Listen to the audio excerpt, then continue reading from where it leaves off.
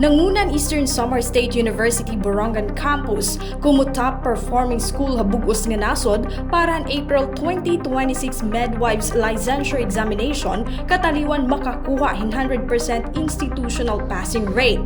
Base resulta ang ginpagawas ng Professional Regulation Commission kon PRC nga tanan nga 43 nga examinees han ESO Borongan ang nakapasar.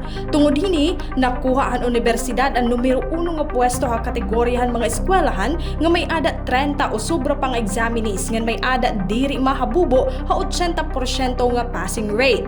Labot pa hini nga kalampusan han universidad nakasulod gihapon ha top 10 hig Rachel R. Dacuno han ESO Borongan.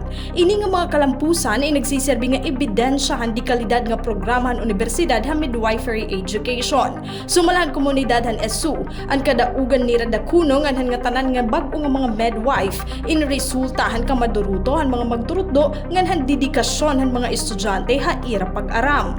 Kaparte gihapon ini han padayon nga pagpatuman han ESO ha ira misyon nga maghurmahin mga kwalipikado nga healthcare professionals nga may hustong hibarongan kasing-kasing ha pagserbisyo ha komunidad. Naglalaom man administrasyon han ESO nga magpapadayon ini nga kalampusan ha mga tiarabot pa nga mga tuig.